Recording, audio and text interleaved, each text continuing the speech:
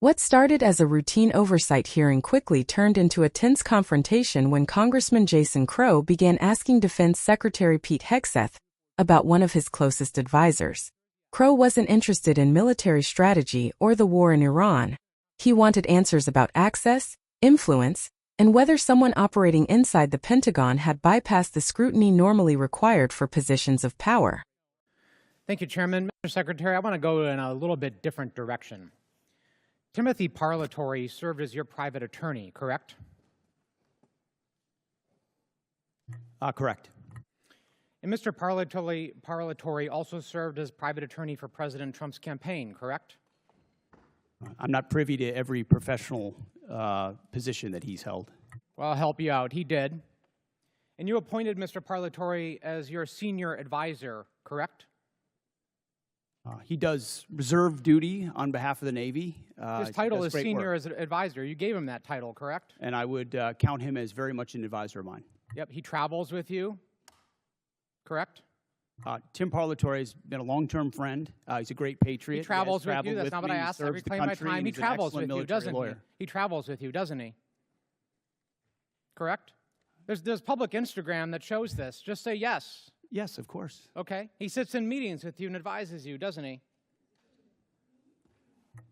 He sits in some meetings on occasion. Well, he maintains a desk in an office in the Pentagon, does he not? I'd have to check. You don't know? It's a big Pentagon.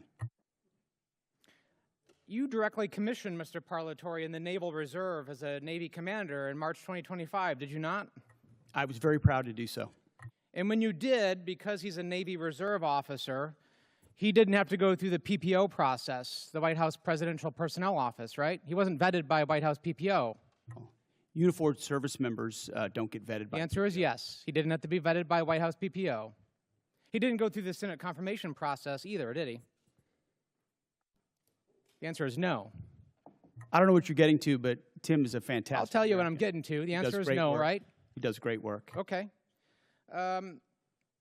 He didn't maintain a security clearance when you appointed him as special advisor. Is that right? I'd have to check. You don't know?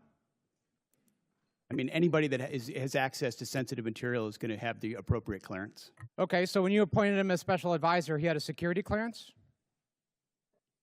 You're trying to piece together a timeline. No, I'm asking a simple question. One of your special, most sensitive advisors, did he have a security clearance? No, you're playing a gotcha game like you do on TV and everywhere else. You're trying to thread together details that are connected about something else. Clearly you're concerned about my line of questioning, aren't you, Mr. Secretary? Because you know where it's going, don't you?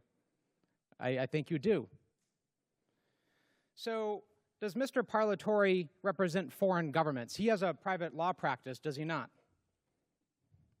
From what I understand of his law practice, he does a lot of great work for service members in the military and other... He maintains a private law practice. Does he represent foreign governments or foreign persons in that private law practice? I don't know. You don't know. Somebody who's sitting in your meetings, a special advisor, you don't know. Does he represent any senior officers who are currently under consideration for promotion by you or your office? The only person that makes determinations about senior officers is me. Answer the question. Does he represent senior officers who are under consideration for promotion by you? No, I'm the one that makes decisions about choosing. Does he represent them, Mr. Secretary? Does he represent them? He doesn't represent anyone. He's a legal advisor and always has been. But he has clients, does he not? He's a legal advisor to me on reserve duty, and he always has been, and he does a fantastic job. Is it true that Mr. Parlatore was removed? I reclaim my time. Is it true that Mr. Parlatore was removed from an investigation by the White House last year? I don't know what you're referring to, but not that I'm aware of. You're not aware of it? Was it true that you were also removed from that same investigation? The answer is yes. No, not that I'm aware of. You're not aware of it. That's interesting.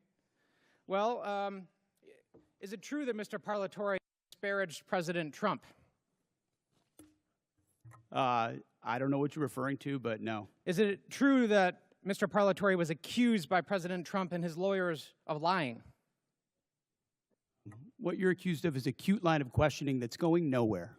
Well, it's going somewhere, which is why you're not answering the question. Was it true that he was accused of lying by the president's legal team? I'm not familiar to, you'd have to give me the context. Well, it's right of that here. article. You want to look at the statement from President Anybody Trump's could blow legal up team? a quote and claim it says something, and that's what you're doing in a little stunt. Secretary Hegseth, what I'm really concerned about is you purport to have unfaltering loyalty to President Trump, and yet you are continuously going. Oh, you care a lot about reclaim President Trump, don't you? You This are going is a behind his cute waste back of your 5 and minutes. appointing A people. huge, I reclaim cute my time. waste of your 5 minutes that I led reclaim nowhere. my time. You are Do not repeatedly pass go, going do not behind the collect president's Gentlemen back. from Colorado's Failed. time. Go ahead, Mr. Crow. You are repeatedly going behind President Trump's back, appointing people who he is accused of lying, who the White House is Gentlemen's accused of time's lying. expired. This hearing quickly turned into something much bigger than a disagreement over personnel decisions. At its core, it was a debate about access, influence, and accountability inside the Pentagon. Congressman Jason Crow spent much of his time asking about Timothy Parlatore, a longtime ally and advisor to Defense Secretary Pete Hegseth. The questions may have sounded technical at first, but Crow was trying to establish something very specific. Who exactly has access to the Secretary of Defense, and what level of scrutiny did they go through before receiving that access? Crow pointed to the fact that Parlatore served as Hegseth's private attorney, traveled with him, attended meetings, and reportedly maintained office space inside the Pentagon. He then focused on whether Parlatore had gone through the same vetting processes that many other senior government officials face. In Washington, those questions matter because access is power. The people who sit in meetings, advise senior officials, and help shape decisions can have enormous influence, even if they don't hold Senate-confirmed positions or appear in headlines. That's why Congress often scrutinizes not only public officials, but also the advisors operating behind the scenes. What made this exchange tense was that Crow rarely got the direct answers he was seeking. Instead, Hegseth repeatedly defended Parlatore's character, describing him as a patriot, a trusted advisor, and someone who had done excellent work. But notice that Crow wasn't really asking whether Parlatore was competent or loyal. He was asking whether proper safeguards had been followed. Those are two very different questions. Throughout the hearing, the frustration on both sides became increasingly visible. Crow believed he was uncovering potential concerns about oversight and transparency. Hegseth believed Crow was building a narrative through selective facts and assumptions. That's why the conversation eventually broke down into accusations of political gamesmanship. Crow argued that Hegseth was avoiding straightforward answers. Hegseth countered that the questioning was a gotcha game, designed to create controversy where none existed. And that's often what congressional oversight battles look like. One side tries to connect a series of facts to raise concerns about conduct or judgment. The other side argues that those facts don't actually prove wrongdoing, and are being assembled to create a misleading impression. The broader issue here isn't just about one advisor. It's about how much transparency Americans should expect when it comes to the people influencing major national security decisions. When someone has direct access to the Secretary of Defense, attends high-level meetings, and helps shape advice at the Pentagon, lawmakers naturally want to know who that person is, what potential conflicts might exist, and whether proper procedures were followed. Whether viewers think Crow raised legitimate concerns or believe Hegseth successfully pushed back, the exchange highlighted an important reality of government. Sometimes the most influential people are not the ones standing at the podium. They're the advisors behind the scenes. And that is exactly why this line of questioning became so contentious. Because in Washington, access often translates into influence, and influence inevitably raises questions about accountability.